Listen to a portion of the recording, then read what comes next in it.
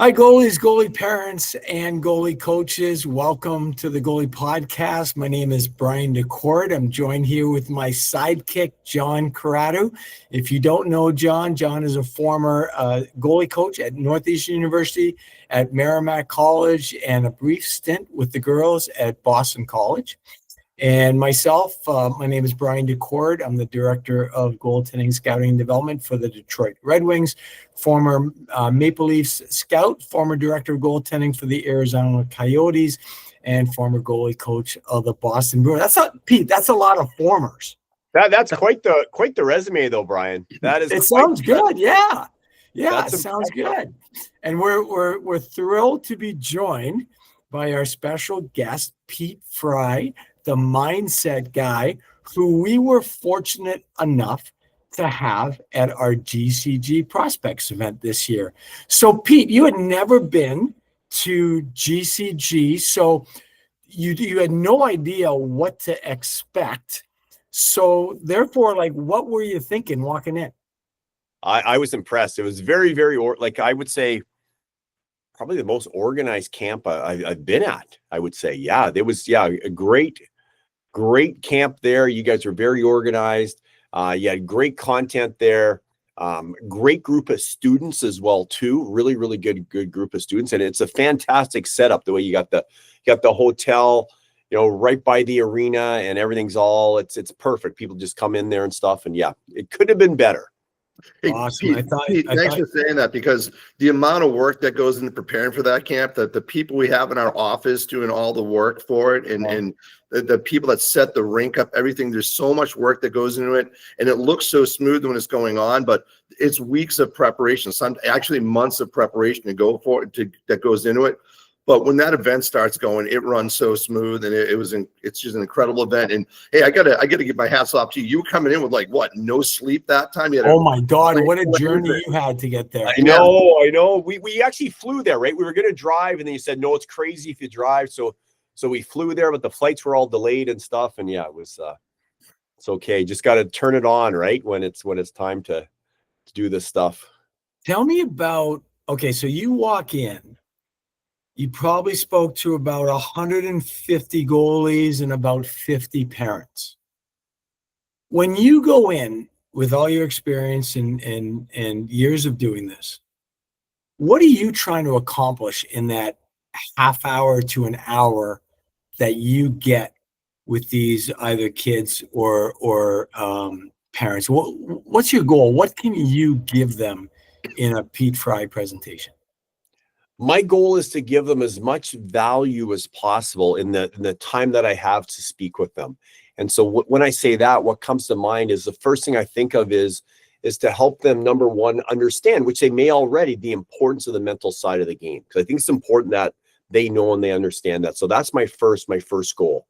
Because I believe the reason I want to communicate that is because I believe that'll make a huge difference in the success of their goalie career.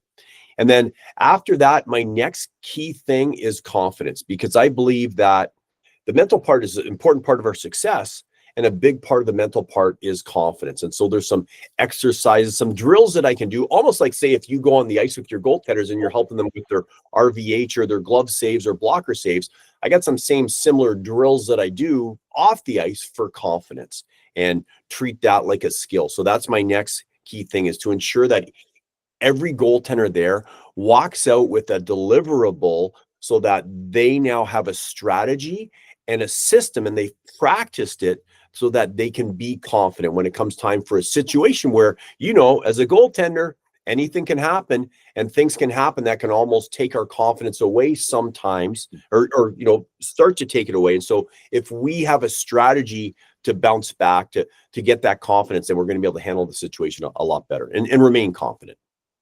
All right, so I got a question for you. John and I are scouting goalies. Yes. We've got goalie A, and goalie A works with a performance coach.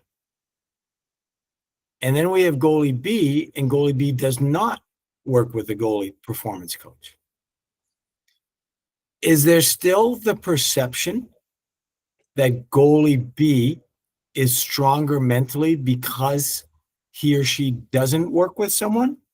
Or has it turned to the point now that you're more impressed with goalie A because they're being proactive and are working with someone? Brian, I got to hand it to you. You always have the best questions. Like you have a genius goalie mind up here. Like very, very good questions. Number one, I would have said if we were going 10 years ago, that people may have thought that the goaltender that's working with the coach might have been weaker. I'm talking 10 years ago. Okay. So you're talking Carter Hart. Okay, I'm thinking about Carter Hart's draft. Yep. Carter Hart had a guy. All right. Carter, 10 years ago. John Probably about Stevenson. 10 years ago now. Yep. Yeah. Yep. Yeah. And so people might have perceived that. And I mean, maybe it's more than 10 years ago. Might have perceived it as weak a long time ago. Now, I think people look at it like, you don't have a goalie coach. So now it's almost like you don't have someone to work with you on the mental side. You need someone. Now I have to get this in here. So people always ask you, are you a mental coach? What do you do with the goaltenders and stuff? And I say that what I do is very, very unique because there are mental coaches out there. There are sports psychologists out there, yet, and they're good. They're good at what they do. Yet for goaltenders, they are very general. And what do I mean by that is if you have a heart problem, you're not going to go to a general doctor. You're going to go to a heart specialist. So I'm like a heart specialist for goaltenders, right? Goalie mental specialist. I guess you could say that. So I call myself goalie mindset guy. So it's easier to remember. Now, okay, so let's dive into that. We're gonna use a Kevin Woodley, and we're just gonna pull at that thread a little bit here. All right, so, and I know you love doing that show, that podcast, greatest podcast ever. All right, so now, Ingol, shout out for Ingol. Absolutely, they're phenomenal. So now, you say that. I don't think, and I don't think the generalist, maybe they were an athlete, whatever. I don't think someone that's never played the position can do it the way someone that has. I don't know anybody who's never put the pads on and lived and died on every goal against and those bad nights and like the whole dynamics between the position and how that integrates with the team. Like, I don't know if a guy that played college baseball can really understand our world and goalie world. Yes, that makes a lot of sense. And having said that, I go back to when I played, and I do love what this story. I want you to tell the full story because I love this story. Okay, go. Yeah, because I was so messed up when I played. Like I had ups and downs when I was 6. I first made the Western Hockey League at 16 years old. Played 39 games. Was ranked in the top 3 goalies to get drafted in the National Hockey League. Went back as a 17-year-old and just had I'm talking the worst season ever. In fact, I only played 31 games as a 16-year-old, and I had 54 penalty minutes. I had more penalty minutes than games played. My focus was in all the wrong areas. I was up and down like a yo-yo. And at the end of 17, I got in the GM's bad books in Portland. When you get in the GM's bad books there, they would trade you to Brandon right on the other side of the country. So I got traded to Brandon. I went there. And before even the end of training camp, I actually quit and came home. Right. I was just hating hockey and life. And I was so up and down. And the next year, or halfway through the year, I got traded to Victoria. So I started playing again, and I really did well. I got drafted the next year to the New Jersey Devils. But my first thoughts were, I don't have a chance. And so I had all these highs and all these lows and nowhere really to contain it and capture the good stuff and kind of brush off the bad stuff. And it really held me back. When I look back, so I played a little bit in Sweden in the minors, and I was done by the time I was 24, 25. But when I look back, what held me back was it wasn't the skills, although skills are important. Like goalies, you have to work with Brian DeCord. You got to work with your goalie coach, right? It's so important. And you got to be in great shape. Like those are givens now. The thing that I didn't have was the mental strength, the resilience, the toughness to, okay, I'm going to training camp against 6 proven goalies. Who cares? Right? Who cares? I need to focus on what I need to do and continue to get better. And I can be as good as or better than these guys. Yes, I respect them, but I don't worship them. And I think I worshiped the other guys that I saw that I thought were so good, as opposed to simply respecting them. And there were sports psychologists around. They would come in and speak to our team once in a while, but they just never connected. Like, they never connected because I couldn't relate to them. I don't even know if they were even athletes before when they were talking. They had gone to school, they had taken this stuff, and it was good. That what they have is good. But like, if I can't relate to you, Brian, it doesn't matter. I could have the best information in the world, and it's not going to help you at all. And then, so when you were working with these guys or met these guys, did you think at that time, were you thinking, I wish I would have met someone that could have helped me? Or was that after you were all done and looking back in retrospect? Was it in the moment or was it in retrospect? Because mine was in retrospect. Same here. A lot of times when we're in the midst of what we're doing, we can only see, it's like we're in a vehicle and there's a big world out there, but we only see what's in front of us in the vehicle. And there's so much more out there. And like you, it was in retrospect. It was after the fact when I look back. In fact, after I didn't re-sign in Sweden, I became a manic depressant. And I remember being like so down, so depressed. And I had this neighbor I would talk to all the time. And she was a super nice lady.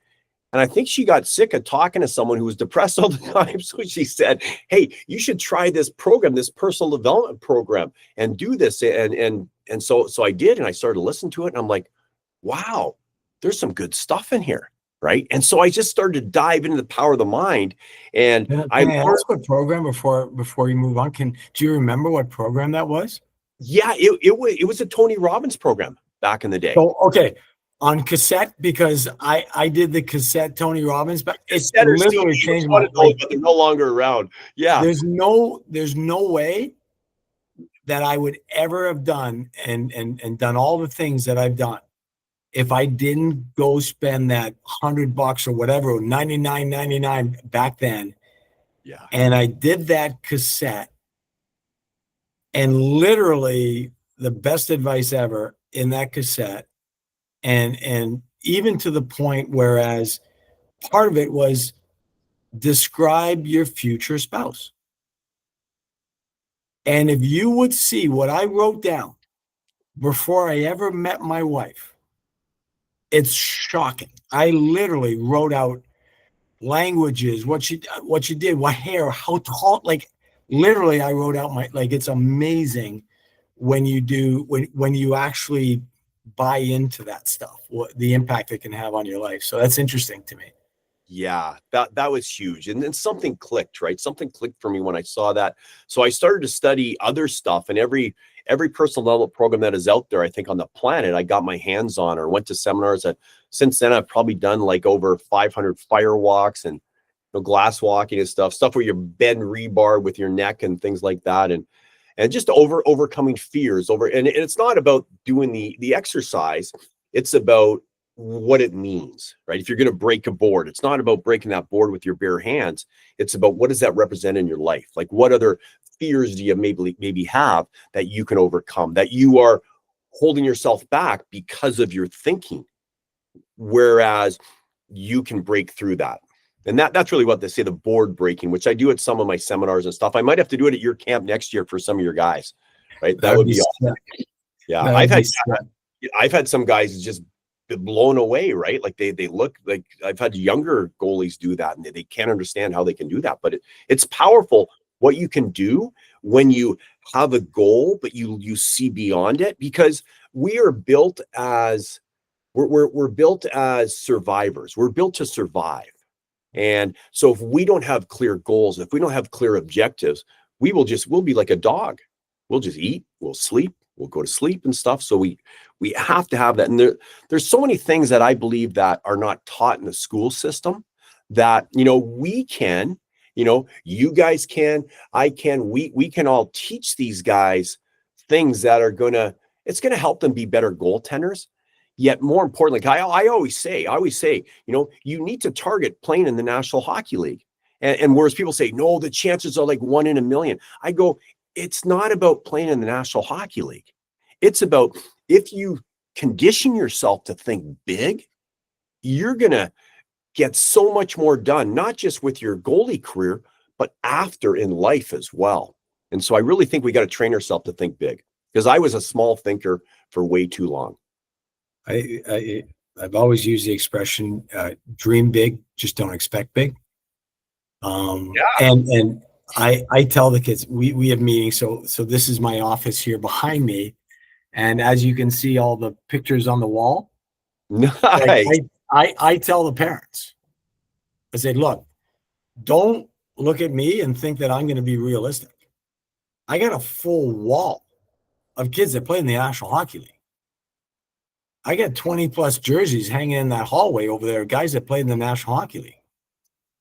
Devin Cooley, who is doing a great job with Calgary right now, came to us when he was a walk-on at Denver. Like, he was a walk-on.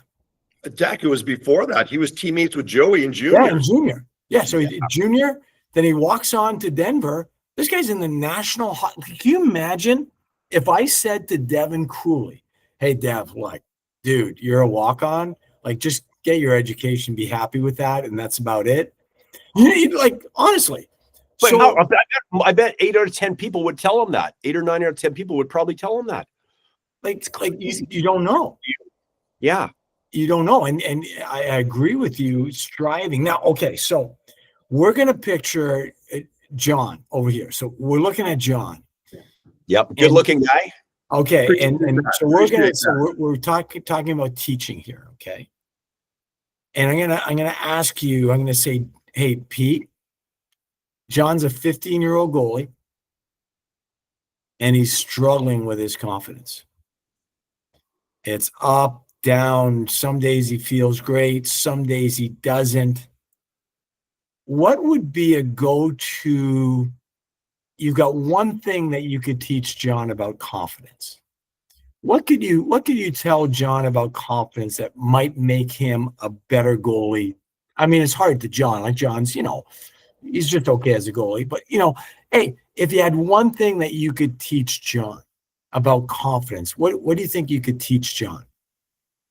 The first thing that I would say to John, I'd say, John, your confidence is created by yourself. And the reason I say that is, if you picture John and say 5 other goalies beside him, and something happens in a game, whether they don't come up with a save. Well, after not coming up with a save, one goalie may be at a 10 out of 10 in confidence. One of those 6 goalies might be at a 2 out of 10, but the same exact thing happened. And so how do you build that confidence? So the one thing that I would say is, confidence comes from how you move and the images in your head. Okay. Like, and for example, I'll do a quick example for you. You can just do it. Can you stand up, John? Or can I see you if you stand up still? Here I am. Back up. Okay. So let's just do an exercise here. Let's say you're a goaltender who is not feeling very confident and kind of down on yourself and things like that. So I'm going to just do one simple exercise with you. I want you to stand there. And as you're standing there, I want you to look up at the ceiling. Okay. Look up at the ceiling. And as you're looking up, I'm watching you. Yep. Smile. Keep smiling. You don't know, look at me. Yep. Smile. Big smile. Stand like you got a superhero, a Superman cape on. Put your shoulders back. Chin up. Keep looking up. Come on, John. No cheating. Keep looking up. Okay. As you're doing that, try to feel unconfident. Try to feel depressed. Try to feel unhappy. But you got to keep smiling. You can't. Can you? You can't. If you're doing that, you're happy. Exactly. Yep. That would be the one thing, Brian, would be the whole body language. The quickest way to change your mindset is to change your posture. Yeah. Emotion, how you feel is created by motion, by how you move. And so that's the number one thing. If we were diving another one, I would go into focus as well. But we just do body movement, body language. That is so key. And I'm sure when you look at goaltenders, the body language, can give stuff up to you right guys. away. Right away. Now, hold on, John. I gotta keep on going with this teaching thing. I gotta use you again. Okay? You got it. I want to learn. I want to learn today. I just want to learn. I want to get better. All right. So, Pete, now John's no longer a 15-year-old goalie. John's a goalie parent. Now, I was at a major junior game last week in Quebec. Okay. And there was a dad, wife, and daughter watching the game. Okay. And I was fixated on them. So dad was so dialed and so in, like, you just the intensity. No one spoke. Mom didn't really watch. So the puck would go in her son's end. She couldn't watch. She didn't say anything. It was stone-faced, looking forward. And then they had the daughter beside them who dared not say a word. Okay. Yeah. And I watched this going on. And I just couldn't. Every time there was a shot, I looked at them. And I was like, oh my God, you got thousands of people having fun tonight. And they're miserable. Okay. Mhm. The weight of the world on their shoulders, where they couldn't sit there and watch their kid play. Okay. Yep. So now I'm going to ask you a question. John's a goalie parent who lives and dies off every shot and every win and is exhausted at the end of every game. What advice, what could you teach John to allow him to enjoy watching his son or daughter play the sport that they love? Okay. That is a phenomenal question again, Brian. You are the king of questions, because that is common. Yeah. And that is really common. Like goalie parents all the time. Right? You can pick them out in a rink. So you could walk in a rink and you could tell who both goalie parents are. And I've them too. Sometimes they end up sitting together. Opposite teams, and the parents end up sitting together because no one else in the building has any idea. They're holding hands. Yes. Yep. Yeah. Well, number one is, see, a goalie is a position, and this is why they get there. I believe this is why that happens to them is first of all, a goalie is a position that I believe has more controllables than any position on a planet. Like, can you guys think of a position that has more controllables than a goalie? I don't think there is one. Do you mean because of the small area and the single focus of what their job is? Well, everything, the ice, like for example, a goalie could have a great game, be playing perfectly and loses an edge, doesn't make a save, right? So the ice, the puck, the deflections, what the coaches are going to say to them, how their players play in front of them, if the D plays well, there's so many uncontrollables that affect the outcome of the game. And I don't think there's any other position or job that has as many uncontrollables. I've always, can you guys think of one that has more controls than a goalie? A pitcher is more control. No, he controls where he throws the ball. So we get the object thrown at us. We coached a goalie whose dad was a major league pitcher, and I had a lot of conversation. He said the toughest thing for him was once the ball left his hand, he couldn't control what happened behind him when the ball was hit. Exactly. But a pitcher still has a lot more controllables, I think, than a goalie. I think so. No matter what. You can be more proactive as a pitcher. So there is one position on the planet that has more controls than a goalie. You know what that is? Come on, this is $1 million question. I'm going to give you one. An athlete? Nope. Come on. I'll give you a copy of my new book, Superhuman Visualization, if you get it right. You got 5 seconds. 1, 2, 3. Dude, I have it right on I have it. You sent high school teacher. Oh, okay. Right on my high school teacher. Right a goalie parent.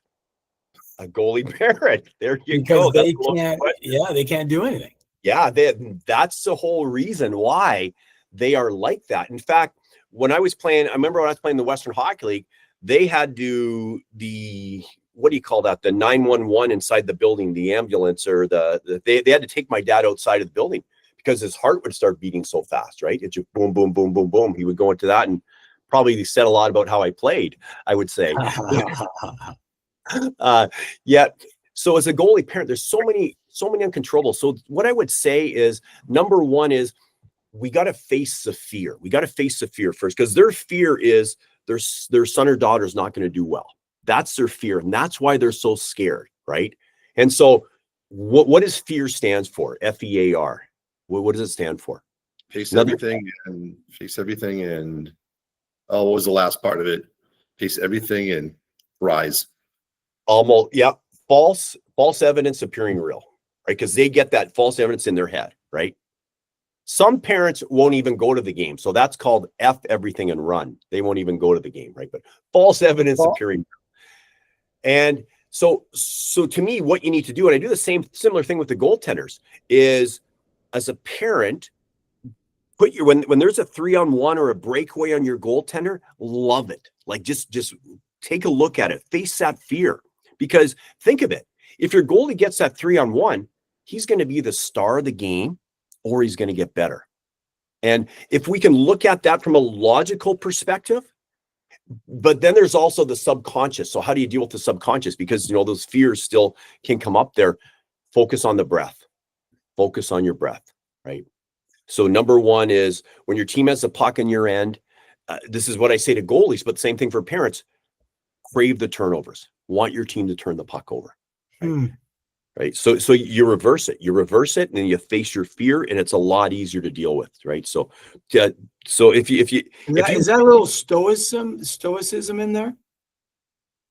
It could kind of be looking like your worst case scenario, like how bad could it be? Is that kind of for the goalies on the ice, it's more of how the mind works, because we walk in the pitch we hold of ourselves. And so if we want the puck to get out of our end and it's turned over, we're going to be behind the play mentally, right? But if we're craving the turnover and it's turned over, we're on top of the play. We're already there. We're making the save, right? So for a goalie, that would be more of just how they pitch it. But for a parent, I would say, I wouldn't even say worst case scenario. It could be, but it's just, what is the worst case scenario? Can I deal with it, right? Can I deal with it? If it's a puck's turned over, my son or daughter is going to make the save, or he or she is going to learn. That's it. And then focus on your breath. Right? Really focus. It's a W or L, win or learn. Yeah, win or learn. It's the only way they're going to get better. Yep. If they get L's. Yep. So number one, win or learn. You focus on that, and you watch it, and you enjoy it. And then number two is focus on your breath. And number three, smile. That'll make a big difference too. That'll make a big difference if you can smile. Great. Yeah, I was just watching them, and it was agony, and I was like, oh, dude, I just hope I'm not like that. Just, like it was like it was no fun for them. They weren't having fun. I'm like, you're watching your kid like play at a high level. Like he works so hard to get there. Hey, I want to go a little bit off script here on something, and it's been in my head, and I wanted to talk to you about injuries. Yes. And it was something that I had thought of when I was with Arizona. I think that when someone suffers an injury, the first person they need to talk to is the performance coach. Okay. And I think it's really something that we've neglected to identify, because when you have an injury and all of a sudden your world turns upside down, your routine, everything that you do on a daily basis, your mind, like everything changes. And I remembered it because Joey just got hurt, he's back and everything like that. But I remember thinking, oh yeah, you know what? Back in Arizona, like I thought it was so important that as a protocol, when someone gets injured, they should talk with someone right away. What do you think about that? Yeah, I believe so. I believe so. In fact, so when someone gets injured, here's what I do with the goaltenders that I work with. So when they're injured, the first thing we do is we come up with when you return, what do you want to see, hear, and feel? What's it going to look like when you return? Okay. Right? not necessarily a day to return, because that could vary based on the injury. But so what's it going to look like when you return? And then what visualization routine can we put together so that when you return, you're stronger than when you left? Because in the past, a lot of times when people come back from injury, they're behind. They got to get a lot of stuff back. Their timing's off, things like that. Yet, if you have your routine where you are visualizing every day, there's been studies done on piano players, where piano players, without even playing the piano, just visualizing, their motor cortex and their fingers grew. Also on strength, bodybuilders, weightlifters, they improve by, I believe it's 13.5% without touching a weight, just through visualizing. So Wow. if you have the right routine and you go through, and I've had Easton Rye, who's in the OHL, very good, great guy to keep an eye on, by the way. Really didn't get drafted last year. Great. He's carrying his team right now, the Peterborough Petes. And he basically, when he was out, I had him on a routine where he was just running the movie of, making glove saves, running the movie of breakaway saves, running the movie of doing the crease movement drills, things like that. And when he's doing that, the brain doesn't know that it's not real. It's kind of like if you watch a scary movie, it's fake, but you still get scared. Right? Yeah. The brain doesn't know the difference. So same thing when you visualize. So that's what I would do. I think it's important that they start to work on the mental part of the game as soon as that happens. John, when it comes to visualization, right? Did you use when you played, did you used to visualize? And if so, did you visualize in the first person or the third person? It's funny. I've mentioned this in a couple other podcasts. My father was a football coach. And one of the things in football that they're known for is game film, analyzing. So I was naturally able to take that over and create, like I said, play those mind movies or that visualization technique, because I had seen so much of it in football that I was able to take it over into goaltending. And I'm not, as you've seen, I'm not the greatest skater, but I could visualize hitting my spots, getting to where I needed to be. And I knew I'm not a great skater, but I would tell you, the visualization and mapping out games beforehand, I'd almost do certain situations where I just have to be fast and get to a spot. And those visualizations, those mind movies before really helped. And there were times where, for some reason you don't get a chance to do it and you don't feel as confident because you didn't have that visualization of you doing all the right things even before the game played. And again, Pete, I'm a big fan of that. Like, visualize success, visualize the things you can do. And yeah, I've read those studies too, how you can increase performance just visually without actually having to do the steps to it. But the visualization is part of building the skills and getting better. Yeah, it is everything. It is everything. Yep, it's huge. Well, it's not everything, but it's a big part of it for sure. And you know what? I would also too, John, I wouldn't say I'm not a good skater. I would say something like I'm not a great skater yet. So, if ever something we think, so we don't talk in terms of just boom, this is the way it is. I'm not a great skater. It's I'm not a great skater yet. That way the mind sees that you're becoming. Agreed. Hey, Pete, you just reminded me of something you shared with the coaches at our meeting at the GCG Prospects event. And it was following something, how to look at a goal. And you had a certain way to say it. And it just reminded me of, it was something like, I didn't let it in. I didn't save it. Could you? Yeah. How was? Is that close? Yeah. You're almost there. And here's the purpose behind it. It's all about like our subconscious mind. So once again, our subconscious mind controls almost everything, right? It's directed by our conscious mind. But once again, if you picture where the New England Patriots play, right? Boom, like the big football stadium. Gillette Stadium. Yep. Yeah. And on top of it, you put a tiny little golf ball. The golf ball is your conscious mind, and our conscious mind can give directive to our subconscious mind to say, here's where we're going to go, right? It can lead it and stuff like that. Yet its power is not near as powerful as the subconscious has all the power. And so the key to understand what the subconscious is, number one, is every word that is said forms a picture in your head.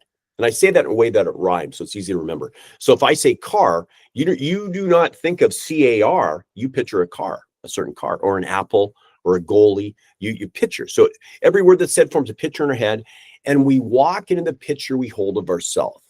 So when we have that clear picture, our brain starts to rewire itself to move into that. We're born with this skill. Like we're just born with it. Like go back to the whole caveman days, writing in. Like last week, or this week on my virtual sessions, I had the students pretend they were cavemen, and they're writing on the cave wall. And so they were drawing pictures of what they want to do in the next 7 days, like whatever they want to do with their games and key stuff like that. So you walk the picture, hold it yourself. So for example, if I say I let in a goal, the picture in our head is that puck whizzing by us, and we get more of what we think about. We walk in the picture we hold of ourselves. So if we simply just change that to, I didn't make the save, or I didn't stop the puck. The other key thing is the subconscious doesn't understand the word don't, or didn't, or not. So you can almost trick the subconscious when you say that.